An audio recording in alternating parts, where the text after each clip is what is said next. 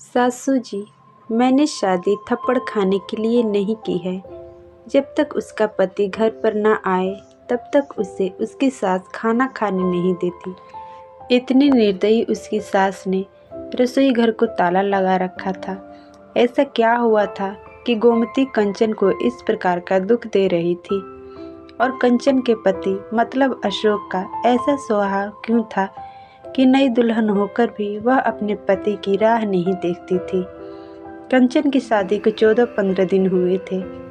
हर रोज अशोक 8 बजे तक घर आ जाता था, पर उस दिन 10 बज गए थे, तब भी अशोक आया नहीं था। कंचन को बहुत जोर की भूख लगी थी। उसने खुद के लिए थाली बनाई और रसोई में खाने के लिए बैठी। अभी पहला ही निवाला मुंह में डाल रही थी कि तभी उसकी सास ने देख लिया। सास और ननद कंचन को खा जाने वाली निगाहों से देख रही थी और कंचन उनकी आंखों में देखकर डर से थर-थर कांप रही थी। उसकी सास चिल्लाकर बोली, तुम्हारी हिम्मत कैसे हुई मेरे ही घर में ऐसे कुछ करने की? 4 दिन भी नहीं हुए मेरे घर में आए तुम्हें, और खुद को मालकिन समझने लगी क्या? आने दो मेरे बेटे को। तुम्हारे हाथ पैर तोड़ने के लिए नहीं कहा तो मेरा नाम भी गोमती नहीं। कंचन की सास उस पर बहुत चिल्लाई। कंचन से सहन नहीं हुआ तो वो बोली, वह अभी तक नहीं आए, मुझे बहुत भूख लगी थी इसीलिए खाने के लिए बैठी। सास कुछ बोलने ही वाली थी कि तभी रेनू आगे आई और कंचन को चांटा मार दिया। तुम्हारी हिम्मत कैसे हुई मेरी माँ के सामने बोलने की? तुम्हारे घर में तुम्हें खाना नहीं मिलता था क्या? मेरा भाई तुम्हारा पति है, उसकी राह नहीं देख सकती क्या? अरे औरतें अपने पति के लिए क्या क्या नहीं करती है। उतने में सास बोली, रहने दे रेनू, क्यों इसको संस्कार सिखा रही हो? माँ बाप तो रहे नहीं और चाचा चाची ने ऐसी लड़की हमारे पल्ले बांध दी। रहने दे, तू चल बाहर, मैं ही रसोई में ताला लगा देती हूँ। और कंचन को रसोई से बाहर धकेलकर उसकी सास ने ताला लगा दिया। कंचन आंखों में आंसू लेकर बस देखती ही रह गई। कंचन की शादी अशोक से 14 दिन पहले हुई थी। कंचन को माँ बाप नहीं थे। 12वीं की पढ़ाई होते ही उसके चाचा चाची ने उसकी शादी करवा दी। कंचन की जिम्मेदारी से उसके चाचा चाची मुक्त हो गए। उसकी चाची ने उसकी शादी के बाद के त्यौहार भी मनाए नहीं। उसे 4 दिन के लिए मायके में त्यौहार मनाने के लिए भी बुलाया नहीं। उसकी शादी करके जिम्मेदारी से मुक्त हो गए। बस कंचन के ससुराल में उसकी सास गोमती, पति अशोक और ननद रेनू थी, जिसकी शादी पक्की करके सगाई कर दी गई थी। छोटा सा परिवार था। सुखी और शांतिपूर्ण गृहस्थी का सपना लेकर कंचन इस घर में आई थी, पर सपना तो सपना ही होता है।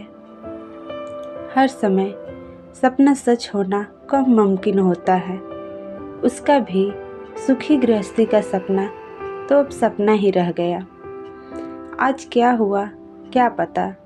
सास जितनी निर्दयी थी उतना ही निर्दयी अपने बेटे को भी कर दिया था। हर एक नई दुल्हन अपने पति के घर आने के लिए राह देखती है, पर कंचन वह तो अपने पति की राह भी कभी नहीं देखती थी, क्योंकि वह अपने पति से बहुत डरती थी। मन ही मन में भगवान का जाप कर जप रही थी कि आज उसका पति घर पर आए ही नहीं। कंचन की उम्र 18 की पूर्ण हो गई थी और अशोक 29 का था। दोनों के बीच में 11 साल का अंतर था। सास गोमती ने कंचन के लिए 10 नियम बनाए थे। पहला, सुबह 4 बजे उठकर पूरे घर की साफ सफाई करना। दूसरा, बाद में नहाकर भगवान की पूजा करना। तीसरा, पूजा करने के बाद रसोई में जाना। चौथा, हमेशा सर पर पल्लू रखना। पांचवा, सबसे पहले खाना ना खाना, मतलब सबके खाने के बाद ही कंचन खा सकती थी। ऐसे और भी कितने नियम कायदे गोमती ने कंचन के लिए बनाए थे। कंचन को यह नियम पालन करने ही पड़ते थे, पर अभी उम्र ही क्या थी उसकी। उस वक्त उसके हाथ से अगर भूल हो भी जाती तो उसका पति या उसकी सास या फिर उसकी ननद उसे सजा देते ही देते थे। उसे मारने की भी कोई कमी नहीं रखते थे। उससे 6 साल बड़ी ननद रेनू उस पर हाथ उठाने के लिए आगे पीछे भी नहीं सोचती थी। 11:30 बजे अशोक घर आया। तभी गोमती और रेनू ने मिर्च मसाला लगाकर कंचन के खिलाफ अशोक को भड़काया। वह तो था माँ का भक्त। इतना ही सुनकर उसने गुस्से में आकर कंचन को थप्पड़ मारा। उसे उस दिन खाना भी नहीं मिला। अभी आज की ही बात ले लो। कंचन रसोई घर में खाना बनाकर गोमती और रेनू को खाना दे रही थी। दोनों हॉल में टीवी देखते देखते खाना खा रही थी और इधर कंचन एक एक गरम गरम रोटी उनको परोस रही थी। आज सुबह कंचन को सिर्फ एक ही रोटी उसके सास ने खाने को दी थी। कंचन को बहुत जोर की भूख लग रही थी, पर अशोक तो 10 बजे के पहले आने वाला नहीं था। पर कंचन को भूख सहन नहीं हो रही थी। सास और ननद का खाना खाने के बाद रसोई घर को ताला लगाने से पहले कंचन ने जल्दी से रोटी अपने पल्लू में बांध कर रख ली।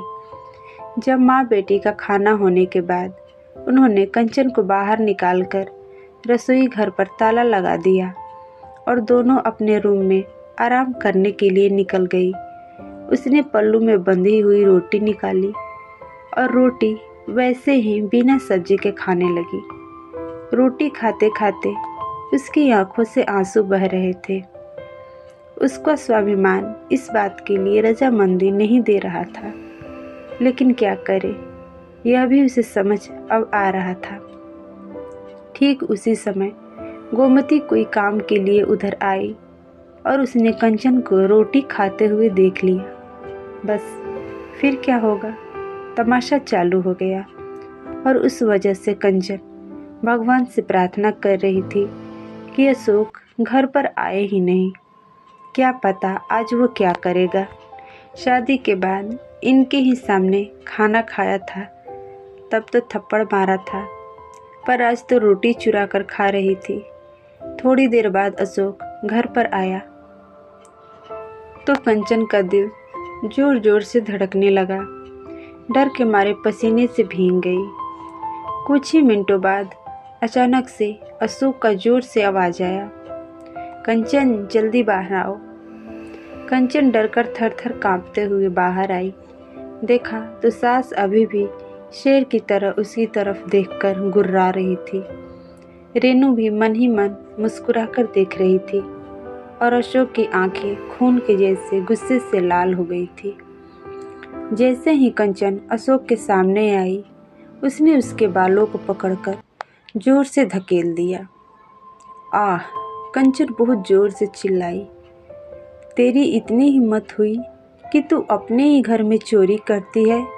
रुक, तुझे तो मैं अभी दिखाता हूँ।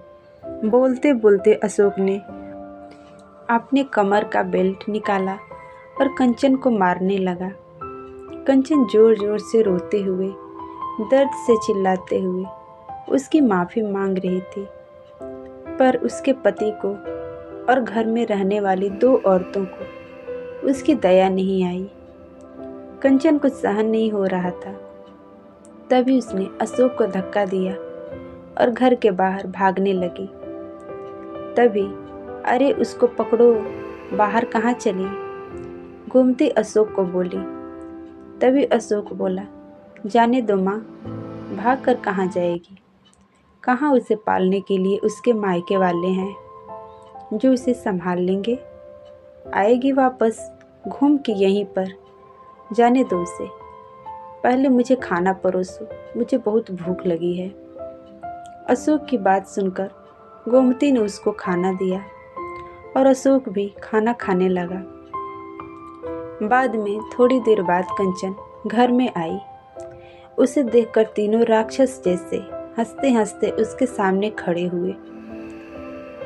आ गई क्या वापस महारानी? क्या हुआ, मायके वालों ने घर में नहीं लिया? गोमती ने उसे टोंट मारा। तभी अशोक उससे बोला, जब तक तुम मेरे पैरों पर अपनी नाक नहीं रगड़ती तब तक मैं तुम्हें घर के अंदर आने नहीं दूंगा। मुझे धक्का मारकर चली गई थी ना? हाँ भैया, इतनी जल्दी से माफ़ मत करना। अब अगर इसे माफ़ किया ना तो कल ये सिर पर चढ़कर नाचने लगेगी। ऐसी लड़की का क्या भरोसा। अरे भरोसा तो अब हमें तुम पर भी नहीं रहा। जो लड़की अपनी भाभी का सम्मान नहीं कर सकती वो हमारे घर का क्या मान बढ़ाएगी। अचानक कंचन की पीठ के पीछे से रेनू के होने वाले ससुर की आवाज़ आई और वह अंदर आए। उन्हें देखते ही तीनों के चेहरे का रंग ही उड़ गया। अरे समधी जी, आप कब आए? गोमती साड़ी ठीक करके माथे पर पल्लू लेकर बोलने लगी। उसी वक्त आया जिस वक्त आपकी बहू रास्ते में डरकर इधर से उधर भाग रही थी। अच्छा हुआ अभी से ही तुम्हारे असली चेहरा हमें दिख गया। मैं आया नहीं होता तो हमारे घर की बर्बादी हो गई होती। अगर ऐसी बहू हमारे घर आई होती तो। रेनू के होने वाले ससुर उसकी तरफ हाथ दिखाकर बोले, नहीं नहीं, आपको कोई गलत फहमी हो गई है। पापा, आप अंदर तो आइए, मैं आपको सब समझाती हूँ। रेनू ऐसे बोली तो उसके ससुर बोले, कौन से पापा? किसके पापा? माफ़ करो, हमें अब आपके साथ कोई भी रिश्ता नहीं करना। और जो आपको समझाना है ना वो बाहर खड़े पुलिस को बताना। अचानक पीठ के पीछे से पुलिस अंदर आई। पुलिस को देखकर उन तीनों की बोलती ही बंद हो गई। क्या बोलें कुछ समझ में नहीं आ रहा था। तभी गोमती नरम आवाज़ से कंचन को बोली, अरे बहू, छोटी छोटी बात पर कोई पुलिस को बुलाता है क्या? छोटी सी गलतफहमी हो गई है ना। और ऐसी छोटी बड़ी परीक्षा हर एक औरत को शादी के बाद देनी ही पड़ती है। और यह तो तुम्हारे ससुराल है ना। ससुराल वालों का मान रखना तो तुम्हारा कर्तव्य है बेटा। माफ़ कीजिए सासू जी, मुझे ऐसी परीक्षा देने का कोई शौक नहीं है। मैंने शादी थप्पड़ खाने के लिए नहीं की थी। और यह ऐसा कैसा ससुराल जहाँ मुझे रोटी भी चुरा कर खानी पड़ती थी। आपने मुझे कमज़ोर समझा था क्या? मेरा मायका नहीं है पर मैं कमज़ोर नहीं हूँ। अब यही संस्कार अपने बच्चों को जेल में देना। अंत में पुलिस ने उन तीनों को पकड़कर जेल के अंदर डाला। रेनू के ससुराल वालों ने शादी तोड़ दी और कंचन को एक स्वयं सेवक संस्था ने आगे जाने का मार्ग दिखाया। कंचन संस्था के साथ में काम करके लोगों को घर में होने वाली घरेलू हिंसा के बारे में जागरूकता फैलाने लगी। उसने अभी सही मायने में ज़िंदगी की नई शुरुआत की थी। तो दोस्तों, आपको ये कहानी कैसी लगी? क्या कंचन ने सही फैसला लिया? आप कमेंट में ज़रूर लिखें। कहानी पसंद आई हो तो लाइक शेयर करें। पहली बार हमारे चैनल पर आए हैं तो सब्सक्राइब ज़रूर करें। वीडियो को अंत तक देखने के लिए आपका बहुत बहुत धन्यवाद।